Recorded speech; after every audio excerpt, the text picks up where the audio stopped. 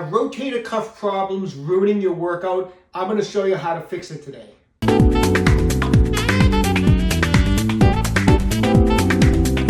Hi, I'm Dr. Joe DeMarco, chiropractor and owner of OcraMed Health. You know, rotator cuff injuries are very common among athletes, and it's a very common type of injury among weightlifters. As many of you know, there's 4 rotator cuff muscles. Today's video, we're going to focus primarily just on 2, the infraspinatus and the teres minor, okay? Before we get into it, just like to say that if you've been enjoying these videos, take a moment right now, subscribe to my channel, hit that little bell notification. You get notified every time we upload a new video. And at the end of today's video, if you found the information helpful, I'd appreciate a thumbs up, okay? So here we go. So the infraspinatus and the teres minor both have the same function primarily. It's to externally rotate the shoulder. So when they contract, they help pull the shoulder in this position. And then just like any other, the other rotator cuff muscles, the other main function of the infraspinatus and the teres minor is to help stabilize the shoulder joint, okay? So quick look at the anatomy. The infraspinatus is larger than the teres minor. They both originate off the back of the shoulder blade. The infraspinatus takes up most of the space of the posterior aspect of that shoulder blade. The teres minor is more along the lateral or outside border of the shoulder blade. Both are located below what's known as the spine of the scapula, that bony ridge that if you reach back here and you feel that bony ridge on your shoulder blade, that's what's known as the spine of the scapula, and below that is where you will find the infraspinatus and the teres minor. Then both muscles come and attach onto what's known as the greater tubercle of the humerus. So it's in kind of the upper part of the arm bone is the attachment. So when you get a contraction of those 2 muscles, this is the motion. It pulls the arm, as we mentioned, in the external rotation. So most of these injuries that we experience involving the infraspinatus and the teres minor, or even your other rotator cuff muscles, have to do with more like repetitive injuries. You know, they're repetitive motion type injuries. So in other words, you know, you're in the gym and we're doing, you know, shoulder presses, bench presses, you know, like repetitive motion. That's why a lot of times these rotator cuff muscles you see in sports that involve overhead motions, like throwing a baseball, tennis, motions where you're doing repetitively over and over and over again, and you get a wear and tear effect on the rotator cuff. The tissue starts to, muscle fibers start to get micro trauma, they break down, they get inflamed. That's where when we start feeling the pain, when the tendons get inflamed, the muscles get inflamed in there, we start feeling the pain of the rotator cuff being injured. And so as a result of the fact that it's most of the time is a repetitive motion type of injury, as all this micro trauma is taking place, your body is trying to patch up the injuries, these little micro traumas, as best as it can. You know, it keeps laying in fascial adhesions into the area to try to, you know, kind of fix up what's getting injured over and over again. And over time, that accumulation of fascial adhesions into the area take that nice elastic muscle, that nice elastic rotator cuff muscle, and turns it more into like a leather belt. It gets very non-stretchy in there. The muscle fibers aren't stretching like they should. You get a lot of tugging and pulling, and that just adds to more and more problems going forward, is the fact that you're still doing those repetitive motions, and now you're losing elasticity in the muscle itself. So it's going to add to even more tugging and pulling and more inflammation. So what we're going to do today to fix this type of a problem is, 1, we're going to do some fascia release work on the infraspinatus and the teres minor. I'm going to show you how to do some release work to break up those knots, to break up those fascial adhesions in those 2 muscles. And then we're going to strengthen the infraspinatus and the teres minor to help prevent, you know, further injuries. Okay, so we're going to do some fascia release work on the infraspinatus and the teres minor. You're going to need a massage ball. It's the best way to get into that area of the body, to get into that tissue. I strongly recommend don't use a smooth ball, a tennis ball, lacrosse ball. You know, when you use something smooth and you go along a muscle, you're just kind of rubbing against like the superficial layer, the top layers of the muscle. You're not getting any type of penetration with a smooth surface on another smooth surface. That's why I always do fascial release work with a spiky type of device, a spiky ball. This is a Tai Chi Max ball from OcraMed Health. You can see the spikes. We're going to be able to get these spikes into the deeper soft tissue. A lot of times, a lot of those old injuries are deep, and you're not going to get to them with a smooth type of massage ball. So this is a max size. This is a regular size ball. The reason I'm showing you the two, to show you the difference in size. A lot of what you use for size on the ball just depends on your body type, your size. Are you a large individual, a small individual? So a lot of it just depends. Sometimes it's good to try both, see which one fits in there best. I'm going to use a max ball for today's purposes. You may need to use a regular size, whatever you feel like was going to get into that area best. Now, where do we place the ball? It's pretty easy to find the area to place it. If you just look behind me here, if I bring my shoulder around, you can see right here, you can see that ridge.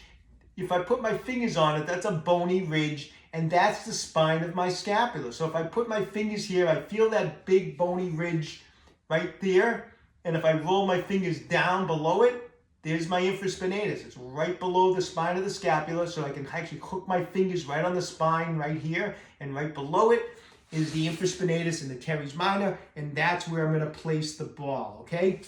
If you've never done this before, definitely start off light. Don't try to solve all the world's problems in one day. Soft tissue adhesions break down like peeling layers off of an onion. So don't think you're going to fix this all in one session. It takes a little bit of time. I actually would recommend doing these techniques like every other day and give it a few weeks of time to break down, especially if this is an old injury. If you've had this injury for months and months or years and years, you've had some rotator cuff trouble, don't think you're going to break down all that fascial adhesion that's been building up for all that time in one session, okay? So be patient. You're going to lie on your back, bend the knees to take the pressure off your lower back so you're nice and comfortable. Reach over, find that spine in your scapula, and get the ball right underneath it. All right, just like that. And I'm going to start off with the ball under there, and I'm just going to do a little rolling on the ball. I'm going to go kind of side to side, up and down, just kind of all different directions. It's a little on the uncomfortable side, as I mentioned, so kind of gauge your pressure if you've never done this before. It is not what I consider a fun time. So just go nice and easy, but dig in there the best you can. And I would spend, a good solid 60 to 90 seconds of just kind of digging that ball. And like I said, I'm making sure that I'm keeping it below the bony ridge. Now, you'll know if you hit the bony ridge or you go above it, because if you get the spiky ball right on the bone, it's going to feel very uncomfortable, okay? So just kind of get in there, dig it around, like I said, 60 to 90 seconds. Then leave the ball where it is, and let's kind of just lay back on it the best we can. And let's add in some active motion. So we turn this into what we call like a pin and stretch technique. The ball is pinning the tissue, and then we're going to stretch it by doing some active motion. So since we're targeting the infraspinatus and teres minor, we're going to do external and internal rotation, back and forth with the ball pinning the tissue, nice and slow and controlled. And I'm going to do this for about 30 seconds. And after 30 seconds, I might move the ball just a little bit, maybe half an inch or so. Find another spot that feels kind of knotted and do another 30 seconds of external and internal rotation, just like that. Then go back to where you started. Bring the arm out this time, and let's go in this direction with internal and external rotation. And spend 30 seconds. Then move again, find that other area where it might be a little knotted, and another 30 seconds internal and external rotation. Okay, and that's it. Gauge your pressure, get in there. You might have to, I just mentioned how I moved the ball twice as I was doing the pin and stretch. Maybe you need to move it 3 times. It depends on what you feel back there. If you feel 3 different spots that feel kind of knotted, there's nothing wrong with moving the ball. Even if it's just a little tiny bit. Sometimes that little shift of the ball, a little higher or a little off to the side, half an inch this way or that way, we'll get to another area and you can work that. So it doesn't matter how many times you move the ball around. I just was demonstrating a couple different times. It's not a huge surface area. We're only talking about the area of your scapula. Once again, depends on your body size. So that's the fascial release work. Get every other day, do the techniques. As that's breaking up and becoming more and more elastic, at the same time, what we want to do is get into this next portion of the video, which is to strengthen those muscles. So we're moving on to some strengthening. Now, when we're doing strengthening work on small muscles in the rotator cuff, the infraspinatus, teres minor, we're not looking to use any large amount of weight. We want to use very low resistance and high repetitions. The reason being is, at a certain point, if you were to keep adding on weight to, say, a rotator cuff exercise, you might feel that you can continue to add on weight and go heavier and heavier and heavier. But at a certain point, just naturally, your body is going to engage some of the larger muscle groups to help you do it. And it's just a natural thing that's going to happen. And so we don't want that. We don't want our deltoid involved or kicking in to help with the exercise. So if you get too much resistance, that's what's going to happen. Those larger muscle groups, such as the deltoid, are going to kick in. We want to keep the resistance low so that we can really focus on just using those smaller rotator cuff muscles. And what we're doing is we're going light resistance and high repetitions, okay? So our first exercise, we're going to grab a band. I just have it hooked on the squat rack here. The position of the arm on this exercise is super important. So I'm going to start with I'm using my right arm. So I'm going to start with my arm by my side. I'm going to bend my elbow to 90 degrees. And from here, I'm going to raise my elbow up 45 degrees. So if this is 90, this would be about 45. From this position, I'm just going to bring my my elbow slightly forward. So let me just go over that one more time. So I bend the elbow to 90, so the elbow's bent like this. Then I'm going to raise my arm 45 degrees from my side, and then I'm going to slightly move my elbow forward. So I'm here 45 degrees, and the elbow is slightly forward like that, okay? It's hard to see all the angles here, but elbow's at 90, 45 degrees, and then the elbow comes slightly forward. That's at that position. That's where I'm grabbing the band in this position like that. And from here, I'm going to externally rotate the arm. So like that's the motion of the exercise. So I'm going to come all the way down and then all the way up the best I can. Super low resistance. I always try to do most of my rotator cuff type exercises with a resistance that I can get a minimum of 20 repetitions. That's the minimum. If I can't get 20, then I'm using too much resistance. I like actually, most of the time when I'm doing stuff like this, I'm usually in the 25 to 30 rep range. So kind of keep that in mind. We're looking for a nice, slow, controlled movement. We're looking for high repetitions. I'm really concentrating on that external rotation and feeling the burn right below the spine of the scapula where that infraspinatus and teres minor is. I'm looking for, like, as I get into 12, 15, 18 reps, you should start feeling almost like a burn in there. All the blood is gushing into that muscle. It starts to create that burning sensation. That's what we're looking for on these type of exercises. So that's the first exercise. We're going to do, it doesn't matter whether you have rotator cuff problems on one side. Let's do these exercises on both sides. We want to keep those muscles strong on both sides. 3 sets, as many repetitions as you can get. So like I said, maybe 3 sets of 20, 3 sets of 25, 3 sets of 30. Don't go up on your resistance of the band until you're at least close to 45 or 50 reps. When you get up to that 40, 45, 50 rep range, then maybe add a little more resistance and knock the reps down to 20 or 25 again, okay? But 3 sets on each arm of that exercise. And the last exercise we're going to do is just all we need is a light dumbbell. This is actually just like a 3-pound dumbbell, which is plenty of weight for this type of an exercise. Like I said, super light resistance. You can do this in a lot of different variations. I'm going to just, as a variation today, we're going to do this motion from a side plank so we can kind of engage our core at the same time as we do the exercise. Before we get in with the dumbbell, I'm just going to show you, we're going to be in a side plank position here. So I'm going to be nice and tight through the core. The position of my arm, the elbow's at 90 degrees. And I have my arm the starting point is at my stomach.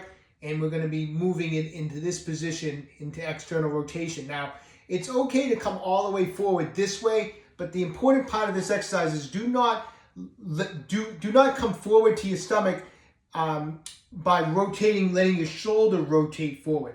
I really concentrate on keeping my shoulders pinned back, whether I'm doing this motion kind of standing up, like you've seen, we've demonstrated this motion before in a standing up position, which is very important to just keep the shoulders back when you're doing it this way. Don't come forward, be doing like this as you come forward. So if I'm doing it standing, I have my posture good, and it's the same thing, that same posture from here, I'm just translating to here now. So you can let the arm come all the way down, but just keep the shoulder back. Don't let the shoulder blade and the shoulder roll forward.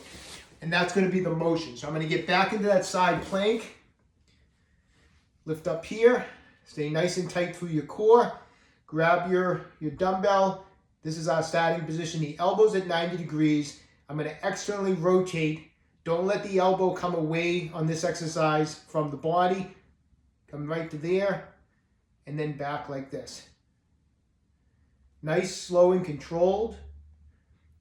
Once again, I want to get at least 20 repetitions with the weight that I'm using. If I can't do this 3-pound dumbbell for 20 repetitions, then I'm going to go down to a 2-pound dumbbell. When I can get it up to 40, 45, 50 repetitions, I will go to a 4-pound dumbbell. And that's the motion that we're going to do.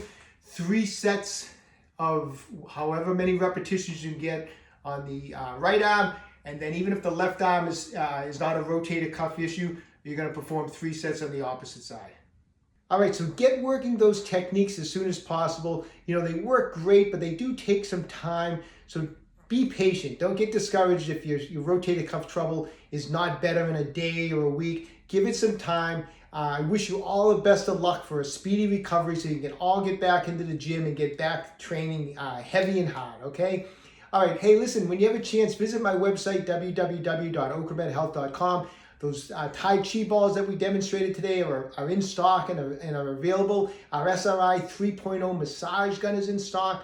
FF5 stainless steel fascial release instrument is available. The thing is awesome for breaking up fascial adhesions. It's all available on the website. If you'd like to support my channel, just take a second, go over to Patreon, visit us on Patreon. Appreciate any support that you're willing to give. If you've been enjoying these videos, please subscribe to my channel, OcraMed Health on YouTube. Questions about exercises or injuries, just leave a comment in the comment section below. I do the best I can to get back to everybody. And don't forget, OcraMed Health is here to keep you fit forever.